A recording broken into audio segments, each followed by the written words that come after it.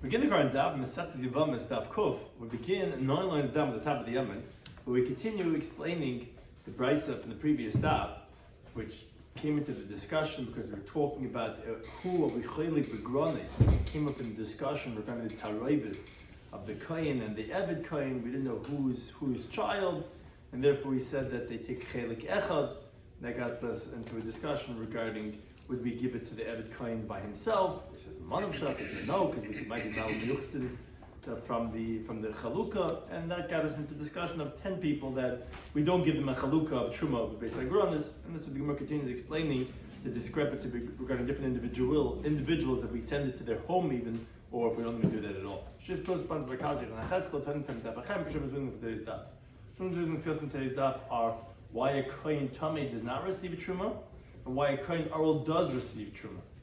Meaning, even though we're not going to be chaylik to either one of them, but some kohen aral we're going to send it to his house, kohen tamei not. Regarding the avoiding causing discomfort to a woman versus that of a man. The next Mishnah continues regarding a woman who married within 3 months of relations with another man.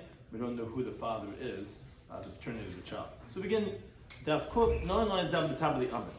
Says the brisa we quoted in the previous Daf. Now all these 10 individuals that we counted, all list of 10 different individuals that we're not going to give them chalukah, but all of them we're going to send the truma home to their house, so with Uber Eats we're going to give it to them, except for someone who's tamei, which Rashi points out that's not the penalty because he wasn't careful not to become tamei. And again, is like someone's married to a woman that's not appropriate for him, that's possible kuna. Those 2 individuals, we're not going to send it to their house. Now, the Gemara makes a deal. But regarding someone who's uncircumcised, Mishagrin Alei, he's obviously one of the individuals that we will send it to his house. My time, what's the reason? Says the Gemara from the honest. Because it's beyond his control. What can he do? As Rashi explained in the previous stuff, his 2 brothers died from circumcision. Obviously, he cannot have a bris milah, so it's beyond his control. So we're going to send it. So it says the Gemara. So Tamei nami ha'anis. Tamei is also he's also beyond his control. He happened to have been somewhere where someone died, so he became Tamei. Says the Gemara, yeah, but hi nafesh einzig. The oral, the einus is very large because again his brothers died. He has no choice. He can't do the bris milah. But the high nafesh einzig. The one that became Tamei, yeah, maybe he didn't want to and that was an accident, but it wasn't as big a einus, and if we penalize him, we're not going to send it to his house, the true. Now, related discussion, turn about one of the brisa. Ha'eved v'ha'isha. What? Oh, that's the shiva kroiv. It's a mitzvah, yeah. If that's the case, you want to know which would we make a plug, a chliku, would we separate? Yeah? I guess we're talking about in general when the kohen becomes tamei. Yeah, those are the mitzvah. So they says the brisa, Eved v'isha, the slave and the woman, ein chalkan truma bebeis agronis. We don't give them out truma by the granary, but in a place where they do give out to them a portion, you give it to the woman first. And let her go first. You release her right away. Says Gemara, my kama. What's the brisa saying? You first say that in chalkin that you don't give out truma to a isha, and then you say in the next sentence that where the place that you do give a chalukah, then you're going to give the woman first. So this is what the brisa is saying. When we're saying b'makom shechalkin in a place that they give out the portion, it's not going to truma. We're saying something that in a makom that you are chaylik that you give out to the women. For example, b'makom shechalkin meiser ani, in the place where they divide meiser ani, which that's given out inside the person's house in the city. And as Rashi points out, the reason why here you will give a chalukah to women, of course, there's no problem by yichud, because people are around in the town. The previous Daf, he said one of the reasons why you don't give to the woman chalukah is because she's going to be out in the fields with this man who's giving out the stuff, and they're going to have yichud. So this, by Meister only, they do give out. So that's what we're saying. So then you give it to the woman first. My time, I says Gemara, what's the reason? Because of disgrace. It's more disgraceful for a woman to have to be there waiting online to get a chalukah. And as Rashi points out, the Meiser Ani is not given out by the Goyrin, by the granary, rather it's inside the house. Like the Pasuk says, like the Bach brings, also because that we don't want the poor people to get embarrassed, but Taisus brings from time that actually 2 stages of Meiser Ani. There's Tol Pesach and after Pesach. and the first stage actually is in the house, but then after that they give it the Maisa in the field. But upon them in a place where women are going to be getting, women should get first because it's disgraceful for them, and therefore you release them first.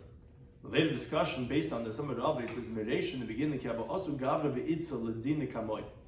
When a man and a woman would come to me, to my bezdin, to the courthouse, and each one would be having a court case with their litigant, and the woman would say she has a court case with someone, and the man would have with someone else. Not that it was between the man and the woman, but they each had a separate case. Have a shadina tigru the gababaration. So I would first attend to the man's court case and finish up, and then I would go and involve myself with the woman and the person that she was suing or getting involved with. Amina, he says, I said that the man goes first because the mechayv mitzvahs. He's obligated mitzvahs. So they're more important to be able to take care of their chayshim mishpat. But once I heard this halacha, so then shadina tigru the then I would take care of the court case of the woman first. My time, what's the reason? Mishum zilusa, because of disgrace. The woman is embarrassed to just be sitting around, and it's more shameful for her. So therefore, I would take care of the woman's court case and then the man's. Now I said in the Mishnah, the case of the Kehenis that her child got mixed up with the child of her shivcha. They gave birth at the same time. Now each one of them, we're not sure is the child a kohen or an evet kohen. So he said higdila tarevis, when the tarevis become older, etc. So he said many different halachas that they have. That we said that shichru, we said that so, and they free each other. So then we said, okay, now we don't know who's who. One might be Yisrael, one might be a kohen. So they have to have the stringencies of both. The Gemara makes a deep, makes an inference. It sounds like from the words of the Mishnah, shichru. If they free each other, it sounds like, if they want to, they can free each other, and then they have these halachas. If they don't want to, then they don't have to. That they don't have to free each other, whichever one, because we don't know who's the kohen, who's the evet kohen. Says Mavamai. But why wouldn't you have to free the other one? Lisa shivchei niyachal. This man can't marry a maidservant because he might be a kohen, and baschayin niyachal can't marry a free woman because he might be an evet. Now, what's the problem with that? So the Mishnah, however, taught on Gittin Daf Memalef that someone who's a chatzi evet chatzi b'scharin, he's a half slave, half free person. We force his master to make him free because of the reason that he can't marry anyone. So how could you tell me that we don't force each other to free the other one when the whole thing we force a master to free a slave because we want to be able to have him someone to marry? So how could they not have to free each other? So Manavi says, no, Amy, you're right. Say koifin oisan mishach and zazah. It's not like shichru if they did. No, you force them to free each other so that they can both have the ability to marry a woman. You have to marry someone that a kohen could also marry, just in case he might be the kohen. But one's going to be a kohen, one's going to be Yisrael. Now we said in the Mishnah that we place on them the stringencies of Kahanim and Yisraelim. We said they have to marry women that are for Kahuna. Now that's and they can't do Talmud Mesim because they might be a Kohen. Again, they can't eat true because they might be Yisrael. There's many different halachas that we said that we place the stringencies. And then they said the statement that we place on them Chumri Kahanim and Chumri Yisraelim. So says the Gemara, Lamai Helchasa, what you already said, you went through a whole long list of things that were making you as a stringency because you might be a Kohen and you might be Yisrael. When you finally say the final statement that we place the Chumri Kahanim and Chumri Yisraelim, what does that refer to? My Papa says Lemin Chasam. It refers to their flour offering. As Rashi points out, the Mincha of Yisrael, the way it works is that you take a kmitz, you take a fistful, and then the leftovers are eaten. Like it says a passing Mihim Yikra B'Kamatz, you do the fistful, and they said and then the leftovers Yechlu Aaron Avana. Now the Mincha of a Kohen is different. You don't take a kmitza, because it's totally burnt on the Mizbech, Kol Minchas Kohen Kol Tiyah. Now what happens if one of these two individuals is Taraykus? One guy is a Kohen, the other one is a Yisrael. We don't know who's who because the freed Eved becomes Yisrael. And they freed each other. We don't know who's who. And he brings a mincha. So that's what we're saying, that we place them in the stringent of Kohen and Yisrael. Nik metzes, you have to take off the festival, K'meches Yisrael. Maybe it's Yisrael. Because Rashi points out a mincha that you didn't do Kmitza is like a korban that you didn't do Shechita to. All the avodas and menachas and zivachim are parallel. And the shechting of the animal and getting the blood is the equivalent of taking out the fistful and putting it into a kli. So you have to do a kmitza. At the same time, in the chelas, the shirayim cannot be eaten. K'meches kahanim.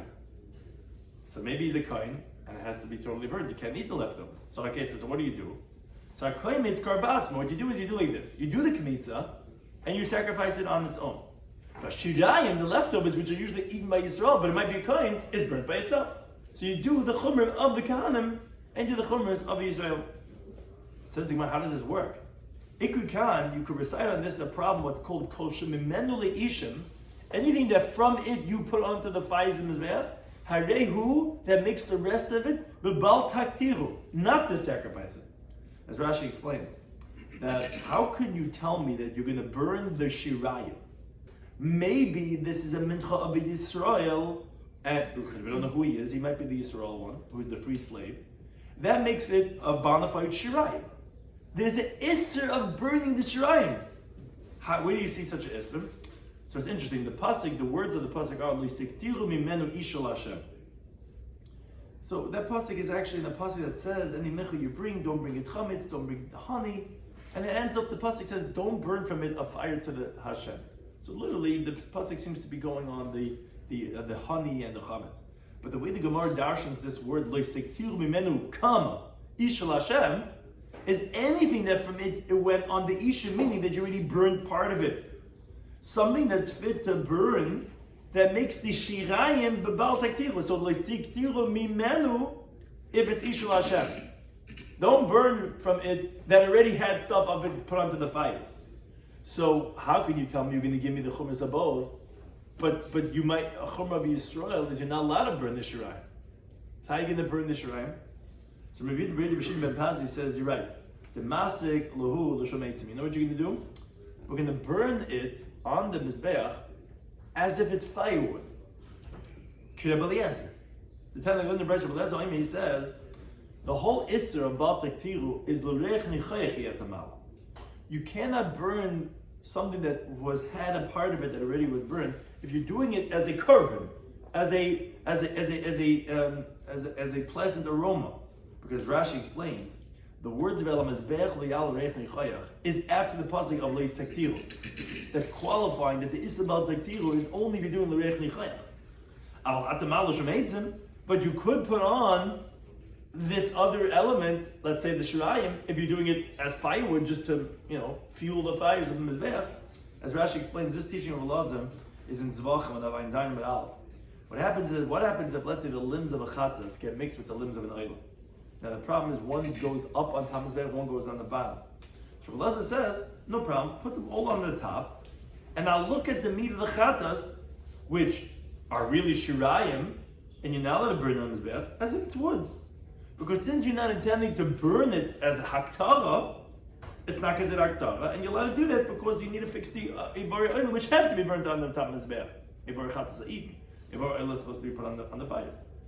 Now, the Chachams say, no, you have to let it lose its form, and then it's taken out to the base of the street. But Rabbi Eliezer says that you'll burn it as if it's firewood. So great, that's what we do with the Shirayim. Problem is, says the Gemara, what? What if you burn the Shirayim first and then Kavitza? That's the problem. That's the problem either way. Right, because it has to be that the Shirayim becomes permitted from the Kmitza, but if the Shirayim is already missing, that's the terminology the Gemara talks about. The nechsel from the Shirayim. Uvad Adam. What? Uvad Adam. Uvad Adam. Similar. Yeah. So if you did the Kmitza, no problem. Now we'll do the Shirayim, but we won't do it as Aktara or Tnai, maybe. But we'll make it as if it's firewood. Problem is the Mahanich Lebelezer. Other Rabban might take Lemem. According to Rabbanon, again, they don't hold that you could do this Eitzah of Rabbi Eliezer. As we just quoted, they hold when the Ivar Eilah and the Verechatas become mixed up, you gotta let it stay overnight, get ruined, and then you take it to burn. So according to them, what are you gonna do? Says the Gemara, a different idea. The time I learned the Brisa. This is talking about a kain that makes hektish tameh. Halacha is when a kain makes hektish tameh, it's one of the karbonos of what's called oila b'yayid. Depending how much money he has, you can put an animal, bird, or flour offering. Now he's very poor, it's called Dali Dalis. He brings a minchas chayte, as the Gemara says in Menachas Avayin Dal Menal. Now, what it says regarding the minchas chayte in the Torah is, it says, the words are, what does that mean? It's going to be for the kohen like a mincha. In other words, if the sinner of Thomas Mikdash is a Kohen, it has a halacha like a Minchas Yisrael, which is, just like a Minchas Yisrael, you do Kmitza, so to the Minchas Chayte of a Kohen is going to be having a Kmitza. Now, you would think if it's compared to Minchas Yisrael, the leftover should be eaten like the Minchas Yisrael. No, it says, Minchas Kohen Kalatia. The old Menachas of a Kohen gets to be totally burned. So how do you do this? So the answer is, the Kohen is burned by itself, and the Shiraim are burnt by itself. That's Rabbi Shimon's opinion mentioned that Brisa. That's the first part of the Brisa. Rabbi Rashi gave us the background. Now, Rabbi Shimon says the Brisa. He says, no, a Kohen is Kav Lazma, yeah, the Kmitz is burnt by itself on the fire. Vashirayim and the leftovers are Mispazrin Abeis Hadeshin. Either means scattered on the place of Deshin, like Taisa says, doesn't mean like scattered, means like it's burnt. Rashi says the place of the Deshin where the ashes are, Rashi says it's on the bottom, on the floor, the place where you put the Chumas Hadeshin and the feathers that you take off from the birds, which are near the Mizbeach. Taisa is not really there, it's a different place near the ramp. But be that as it may, that's what you'll burn or you'll scatter on the Beis Hadeshin.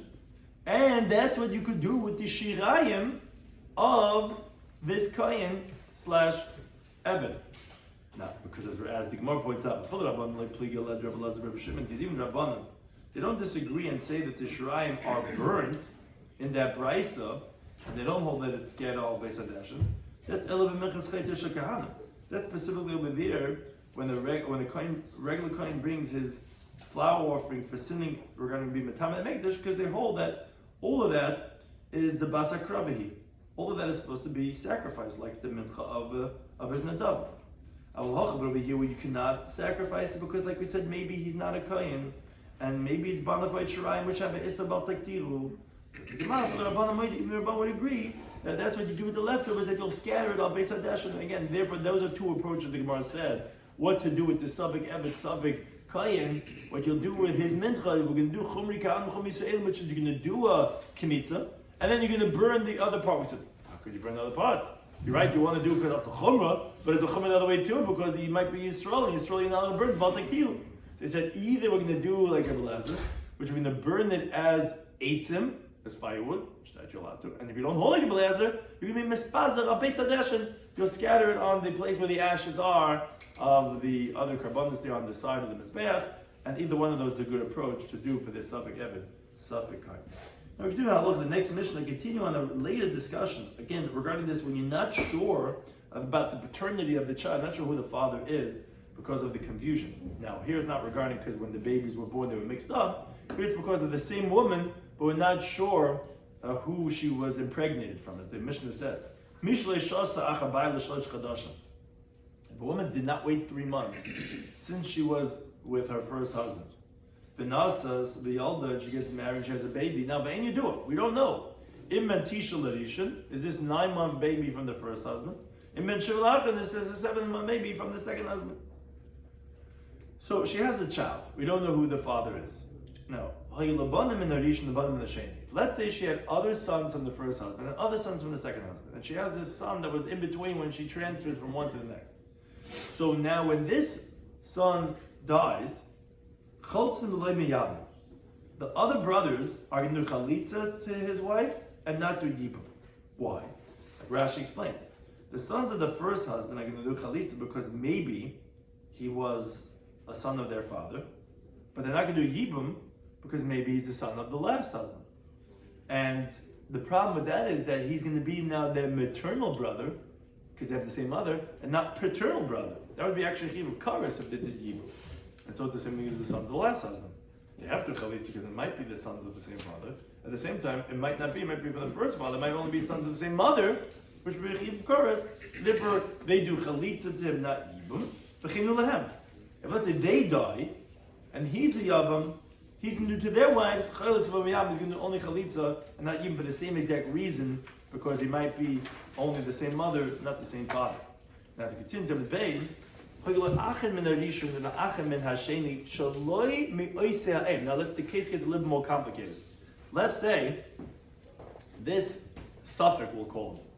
He has brothers from the not technically brothers, depending, but the first father there's other sons that are not from the same mother, and the second husband also has other sons, not from the same woman.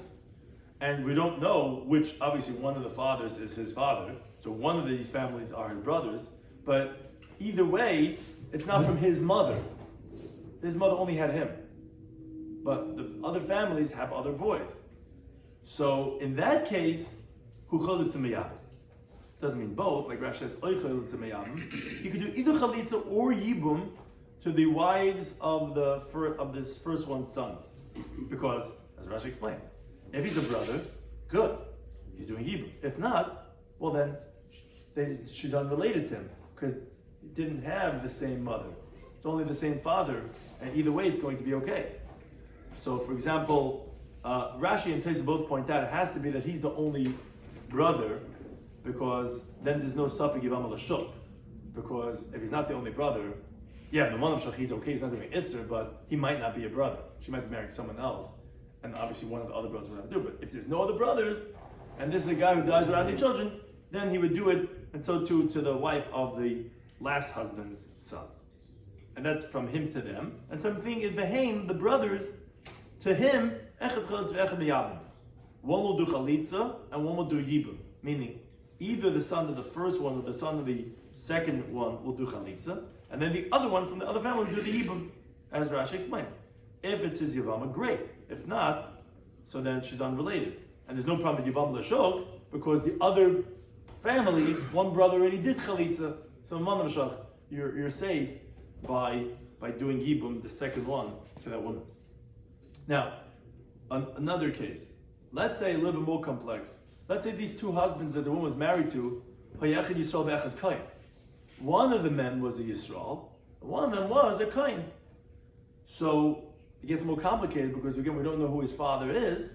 So here again, as we said, similar to like when we had the Mishnah of Shichur Ze'azeh of the previous Mishnah, we had the woman who was a Kohenes and her Shivcha that the children got mixed up, which we don't know. And when they free each other, we said, okay, one might be Yisrael, one might be a Kohen, so they have to have these stringencies, this whole long list. Now we're going to say the same thing regarding this fellow. This fellow also is a suffix Yisrael, suffix Kohen, a very different case. It's because we don't know who the father is, but ultimately you're ending up in the same place. So therefore, says the Mishnah, you have all these stringencies. Noisi Isha Rulikan, we already explained this already in the previous Mishnah. Noisi Isha Rulikan, he has to marry a woman who's fit for Kohen, he can't marry Gurusha, can't marry Chalutza. He's not make himself tummy to dead people. At the same time, if it becomes tummy in the suffix sabah, he doesn't get 40 lashes because again, he might not be a Kohen, you can't give him lashes, it might be Yisrael. He can't eat truma, but if he did eat, doesn't have to pay the principal on the fifth. And Tosfos actually on the previous stuff had said that he would have to separate, he just wouldn't have to give it, but he would have to do it for his kapara. And he doesn't get a portion by the granary, he might not be a Kohen. Now, what he does with his own truma is he sells it, but he gets to keep the money, because he might be a Kohen. What the gear says, he does not get a portion by the kachim of the Beis Hamikdash. They don't give him kachim, but they might see we had a whole discussion in Rashi and Tosfos on the previous stuff. What does that mean?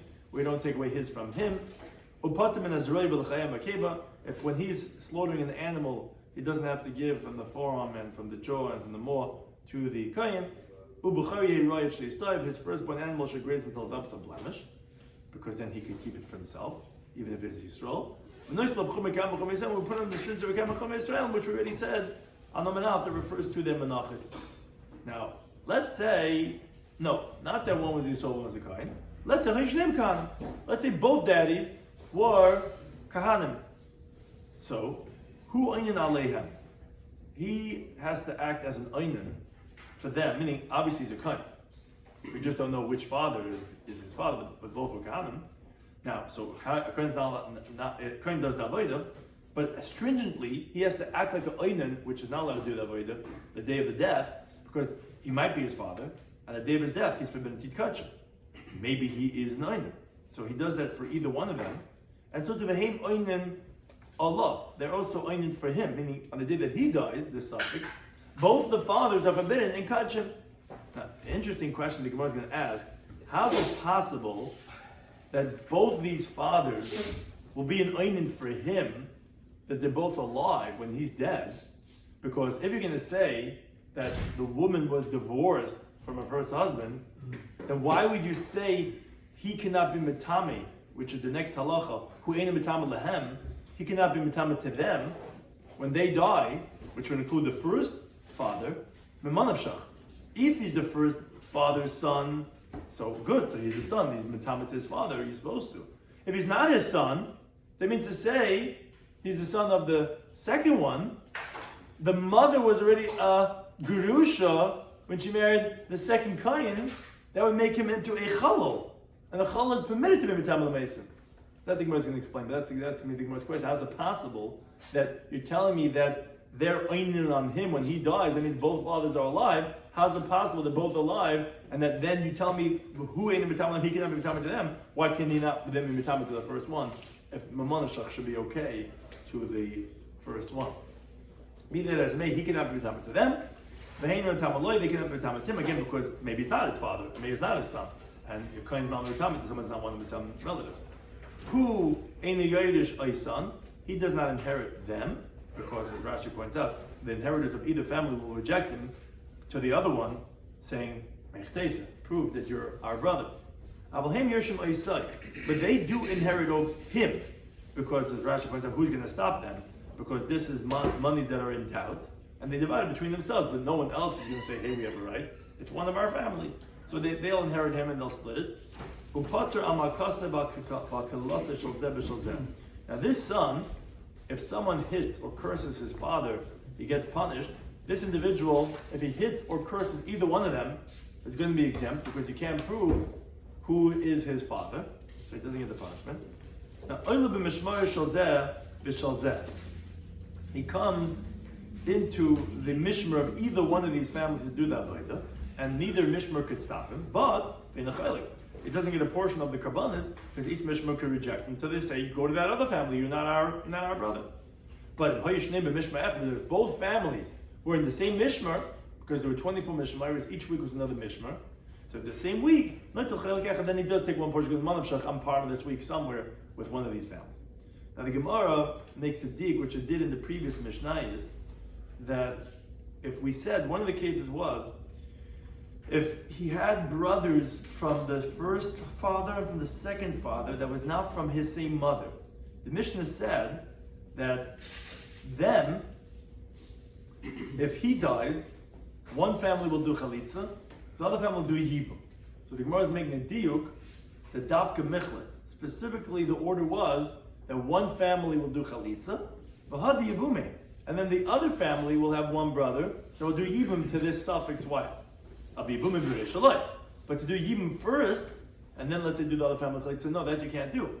The Gemara explains because the kapaga b'yevamos Daf, because you might enter into the problem, maybe the real Yavam is the other family, not his own. So although he's not doing it Isser because they're not related, but you're going to be doing the Isser Yavam L'Shuk, you have to first have one family do Chalitza, and the other one do Yibum.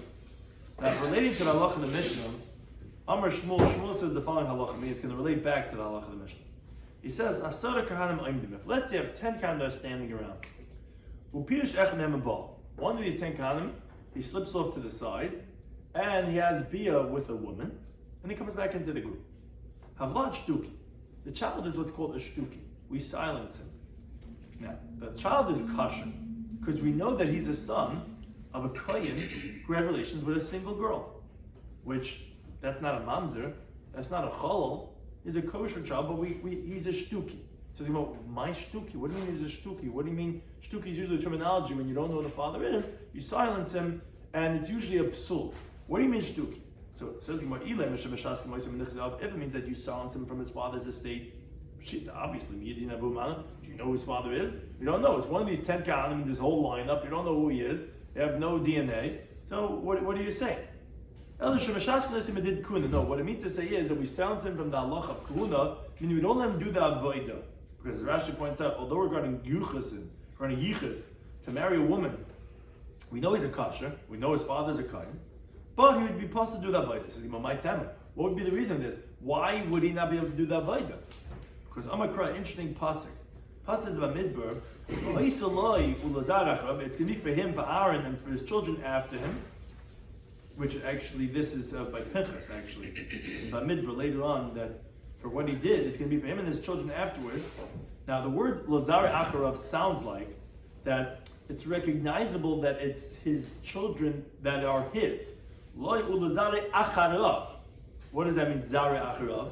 Binazare miyuchas acharav. We need to have that the children of the Kohen are distinguished in the lineage after him. The leka, and here you don't have it because you don't know who his father is. So you can't say it's zera miyuchas acharav. And that's why the avodah that says this word of a bris kunas oilam that you're going to have for lo zare acharav, that beleka you don't have that over here when you don't know the father is. And that's why it's going to be possible for that avodah, even though we know he's miyuchas and his father's a kohen, he's married miyuchas to the family, just can't do the avodah because you don't know exactly who his father is. But Master Rabbi has a difficulty with this because if that's how you translate in the pasuk, now let's take up Avram, the chsiv. Avram Avinu says, Hashem says to him, that to be for you a God and for your children acharecha, after you. Same words, acharecha. So hasamai kamaz l'rachmana there. What's the Torah warning him? Meaning, as Rashi explains, since you tell me acharav by the avodah kahanim, you're giving a whole drasha to tell me that that's going to make a psul for kahuna. If you don't know exactly who the father is, over here, what type of psul are you going to darshan over here? Most definitely by Yisrael, he's a kasher. If you have 10 Yisraelim in a group, and one of them goes and does biyah, so what are you going to say? There's no psul over here, so why over there there's a sacharecha? Says the Gemara, no, hachi kamar le. That Hashem was telling him something else. Like don't let your children marry a non-Jewish woman or a maidservant, so that your children don't go after her. As the Gemara says in the third paragraph of Kedushin, Daf Samaches Days, a shivcha, the children are like her, like it says, Isha v'ladeu tila deneha. And a non-Jewish woman, it says, Ki yasher is bincha, meaning your son that comes from a Jewish woman is your son. But the child, your son that's coming from a non-Jewish woman is not called bincha, rather bana. That's what it says, acharecha, that make sure they follow after you. Because if you marry the wrong woman, it's not going to follow after you, it's going to be considered as a non-Jewish man or as a slave. So that's not a problem. But that's what acharav means, to say that you may pasla from the kahuna because of this halacha that it says acharav. On that the Gemara says meis, but the Gemara asks from the following brisa. The brisa is discussing a case where if someone does yibum to his brother's wife within 3 months after his brother died, and she gives birth to a baby, now it's within 9 months from the husband who died, and it could also be a 7th-month baby from the Yavam. This is brought in Perkah Chaylitz. So the Brisa says, Rishon Rolis Kohen Gadol. The first child is fit to be a Kohen Gadol. Now the reason for that is because, very simply, he's either the son of the first husband or the second husband. Either way, he's okay. The second children might be problematic, because it might be Isha Sacha. But this first child is Maman of Shach, okay, and he's fit to be a Kohen Gadol. Says the Gemara, how can you say that? But being Zar Miyuchas Acharav. You just told me this halacha of Shmuel is telling me that you have to know the distinguished lineage of this person to even do that avodah. But you don't have this because you don't know who his father is. How could he become a Kohen Gadol? You know who his grandfather is. What? You know who his grandfather is. You know his grandfather. I hear you saying you know someone, but you don't know who his father is. Okay, interesting answer. I'll go on. The Gemara is saying that you don't know who his father is. Says the Gemara, really this halacha of the children knowing who the father is to be able to do that avodah is really rabbinic halacha. But cross machmam and the pasuk is really just an allusion to this halacha when it says acharav, it's not a real drasha, and therefore what? So is it a gzera or not? Yeah, but for chigaz rabban, when the rabban make a gzera that if you don't know who your father is, you can't do that avodah, that's biznus. When you have a group of 10 count, one guy goes up to the side and he's a boil or a woman, so that's what we're going to say is to be possible avodah. But in a regular marriage, when you have a yibum and you don't know, they're the rabbanim are not geyser, and therefore the kid's royal lay is kohen gadol. Says Imam Biznus Migaz Rabban, is it really so that if it was through a situation of out of marriage, out of wedlock, then everyone are geyser if you don't know who the father is, that he's going to be possible with avodah? But what's not? And this is where it comes back to Allah of Mishnah. It said in the Mishnah that Mishlei Shasa Acha Bayla Shleish Chadash. If a woman didn't wait after her husband a period of 3 months, and she get married to someone else, and she had a baby, and we don't know who the child is, so then we said, okay, we have the chumras, you have to how you treat it. The problem is, says the Gemara like this. First, the Gemara has to explain the case, and from explaining the case, you're going to see why it's a difficulty on Shmuel. My achar baila. What do the words mean when you're saying she didn't wait after her ba'ala 3 months and she got married to someone else?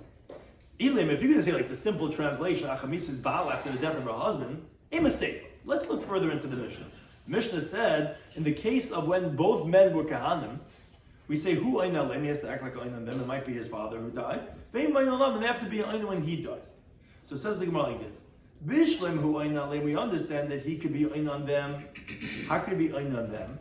I mean, how could they both be alive, which is going to be the problem, and he's around when they're dying? So no, Mishkachas, so you could actually have even Binisuin, even when there was that even if the first one died, for example, where Velika Ratzam is Tekam, where the bones of the first husband were gathered after many years. The halacha is that the children have to act as an oinen and are forbidden to kudshim that day. As the Gemara says in Pesachim Daf Tzadik Alpha, if someone hears regarding a bad report that someone died, or if they're gathering the bones, you can only eat kudshim that evening, but the whole day they're forbidden. So this suffix, you could understand that even though, as we're going to try to prove, the first father was dead before he was born, yeah, that makes sense, because the mother could only get married. That's in the Nisuin is that we do likud atzama. It's not that the first one died and then she married the second husband. So if he died already and that's when she married the second husband, how is this son being oined for the first one? It's when they gathered his bones. But his mother only married the second man after the first man died. And then it was within 3 months, so we don't know who the father was. But it's because he died. And the problem would be him in love. But to say that if he dies, that the two fathers have to be in on him out of suffix, how's that possible? The first one's already dead. How could he be oinen on the suffix? Well, rather, obviously can't be. That's not the case. Obviously, it's not talking about when the first one died and then she married the second one. Obviously, begrusha. Talking about where the first one divorced her, and within 3 months she married someone else. The problem is, and okay, Ma'acha Bala, what does it mean after her husband? It means Achaket Bala. After the first husband gave her a get. So Ema Sefer, but look later in the Mishnah. Mishnah said, regarding the case when both fathers are Kahanim, we said, who in Metam Alehem? He cannot be Metam to them because maybe they're not his father. They cannot be Metam to him. So they come out like this. Bishla Mehin in Metam we understand they cannot be Metam to him. And Locham has a stringency. Because the Chalchad V'chad, each one of these fathers, the Malab Barehu, maybe it's not his son. Elohu Metam Alehem, but regarding this part, that he cannot be Metam to them, Amai. Meaning what? So the Gemara explains, it's a little bit finer. We understand that to the second father he cannot be Matame because maybe he's the son of the first Kain, and he was a Kain Kasher because it was the first one. But at Larisha, but the first father, he should be allowed to be Matame. Either way you look at it, as the Gemara explains. Ibrei, this is what we explained from Rashi in the Mishnah. If he's the son of the first Kain, Shabbat Matame. So of course Matame because it's his father. The Ibar Basra, and if he's the son of the second one, it's also appropriate to be Matam to the first one. You know why? Because the Chalalhu, his mother was a Grusha, married a Kayan, he's a Chalal, Chazal Matam L'Meisim. So how can we understand this case of Achabala, can't be after the death of the first husband, because if he's dead, how's he being fighting on the suffix? And if it's a Grusha, if he divorced her, then why could he not be Metamet when you say Lahem, including the first one? Should have to Metamet the first one. And this is going to point the point what we're asking on Shmuel. Ella, rather obviously, Biznus. Well, the case must be talking about she was not married to the first one. So not that he died or divorced her. Both men had Znus with this woman, and they're both Kahanim. Now, Marcha Baal, so what does it mean after her Baal? It means Achabayala. It's like the word Baal comes the word boil. It's after the first one who had relations with her. So therefore Rashi explains, that's why the son cannot be mitamet to them, because either way, he's a kain kosher. If it's born out of his nose, it's still a kain kosher. It's not a chol. It's not something that's Isser Lav. We're talking a pluyo. Right. So it's not a znus, Right. it's pluyo. Okay. Yes, no, yeah, I mean out of wedlock. So it's a kain kosher. And you could have that he would, for him to be einin on them and them on him, because both are appropriate. So that's the case. If that's the case, then it was through his nose, Ktani Sefer. So let's look further into the Mishnah. What did the Mishnah say? We don't know which Mishmar he's from, because we don't know which father, who's the Kohen as his father. Said the Mishnah, that okay, they're not going to give him a chalukah, but he gets to do the avodah in the mishmar of both of them. Wait a second. You don't know who his father is. He's not meyuches because this was to his nus. You have to the Shmuel. Shmuel had said that you don't know who the father is, although he's a kohen yichus and he's kosher for the marriage and all these different things. He doesn't get to do that avodah because it says zarach harav, which we had to explain his own rabbanan. But the Ma'aser he said by his nus, the gzei rabbanan is there. This is his nus, and you don't know who the father is. So how could you be doing in the halacha of Mishnah avodah, but the Mishnah will be the one? Obviously, it's a refutation of Shmuel. Shmuel says no, not a refutation of Shmuel. You know why? Amar of Shemaya, he says that no, it cannot be talking about its nus because, like Shmuel said, you'd be pasal avodah, and you wouldn't be able to say ulu b'mishmar shel zeh v'shel zeh. So what's the case talking about? That it's possible for him to see the death of both of them, and that he can never be tamid to them because he's a kohen kosher, is b'meme enes. It's a very unique case. We're talking about where there was an orphan girl that was married to a man, refused her husband, which she's allowed to just walk out as a girl from this marriage, and she didn't wait 3 months and got married to a different guy. That's the case where she's not a grusha, but he's still alive. So that could be the case where you have all the variables fitting out, because the whole problem was, how could he be alive and the woman not a grusha? Mean she could just walk out and you don't know who the father is. That's the Yevamos Daf. Is she allowed to marry a Kohen? Yeah, why not? So says the Gemara, well, how does the case work out? You're telling me that this woman had a Suffolk ben Tes, Suffolk ben Zion from the first or the second one. If she's the age of Mian, is it even possible that she could have a child? But Vatani Rabbi Kamid Rab Nachman, the well-known Gemara that we had on Daf Yomi, Barak Subis, regarding contraception, says Shalosh Noshim Mishamshes b'mayich.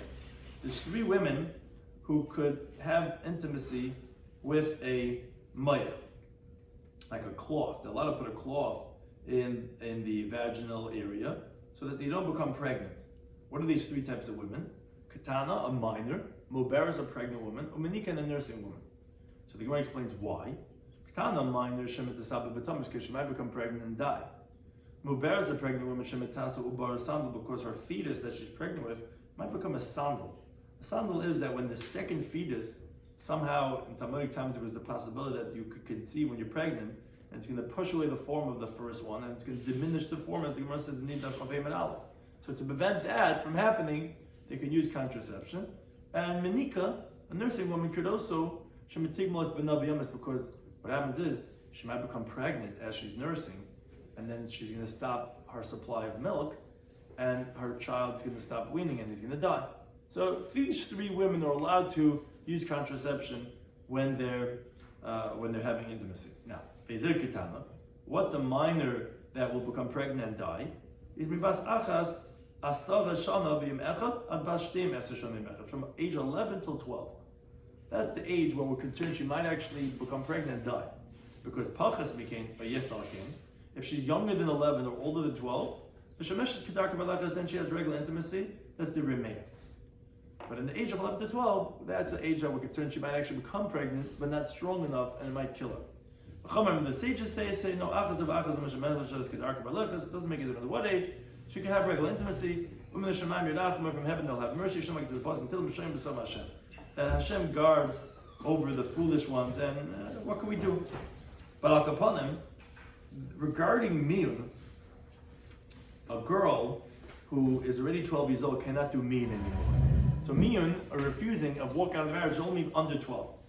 Now the problem is, we said it here in this brisa, that if she's going to become pregnant, she's going to die. And if she's less than 11, she's obviously not becoming pregnant at all. So how are you telling me a woman that's Miyun age is having this child, not sure from the first or the second husband, she can have a child anyway? Either she's going to die, or she's not having children at all. So what are you saying, that she can do Miyun, and that's the one that this baby is born from? So says the Gemara, you're right, the Gemara comes up with a different shot. The Gemara says, Mishkachas, like you could have it, B'Kedusha Talos. You could have it where the Kedushin was made on condition, which was not fulfilled, which she actually goes out without a get, because it comes out it was never a kedusha. And then within 3 months she marries someone else. So now you could have that this suffix will see the death of both of these fathers, and he's a kohen kosher, and therefore he cannot be mitama to them, because he doesn't know who's his father, and he goes to each mishmar do the avodah, because, as Rashi says, although technically it really was his nus now, the first one, because it turns out there was never kedushin, Rashi says, "B'znus k'hai gavna," which was al yidei nisuin, like Gaz Rabban. Because ultimately it was through marriage, it wasn't stam nevi mezana. Yeah, retroactively, the kedushi toys makes it that it was never kedushin and it was znus, oisabila znus. But that says Rashi that wouldn't be part of the Gzeir Rabban. And therefore that would be a great case to explain how it's possible for the first man to be alive, yet not, but his mother's not a gerusha. Because I'm reading Mishmul, he explains a pasuk about Midbar, which Tosfos says is not a real drasha because it's obvious it's not kedushin, it's just a smach ba'alma. It says in the pasuk regarding if a man slept with a woman, so it says that if v'hilei nispasa, that she wasn't grabbed, she wasn't forced. That's where the pasuk of the Saita is asur. Then she's forbidden to her husband. Hanetfasa, but if she was grabbed, then muteris. Then she would be permitted to her husband. That's the halacha known as oinus. If a woman was raped, she'll be permitted to her husband. Now, the word he, it says v'hila netfasa. The word he is saying her, which is exclusionary terminology, which is saying a regular wife, if she wasn't raped and she's mizam, then she's forbidden to her husband. But the diuk is v'yesh locha acheres. There's another woman, shava b'shaloi netfasa, that even if she was not grabbed, meaning even if she had bia with her husband willingly, muteres, she's still going to be permitted to her husband. What case is that? Bezazu. This is where if the woman had in getting married, but it was under mistake. That even if she has a child riding on her shoulders, she could still refuse, meaning she could still walk out of the marriage, because it turns out that it wasn't a really kedusha. Now, since she doesn't require a get from this husband, turns out that she's not his wife. And if she's mizana, turns out that she was not an ish that's forbidden to her husband. Turns out she was really a single girl who was mizana, and actually she's permitted to her husband. That's the diuk the Rabbi Shmuel is saying, that usually it says if she wasn't forced, she's also to her husband. You could have a case of a woman who willingly was mizana as an ish, and she permitted to her husband. How's that possible? It's possible if it turns out the kedushin was betos. If the kedushin was betos, turns out she wasn't his wife. She could just walk.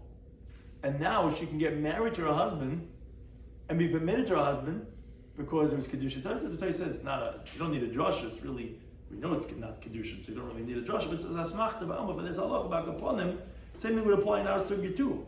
This woman who was suffix from Ben Tes from the first one, suffix Ben Zayin from the last one, was not a grusha. It's kedusha toys, and therefore she's permitted to the second one, and therefore the child's not going to be a chol, and therefore that's why he's not going to be mitame to the first one. How is in the first case? How is she an Eishes Ish then? Which case?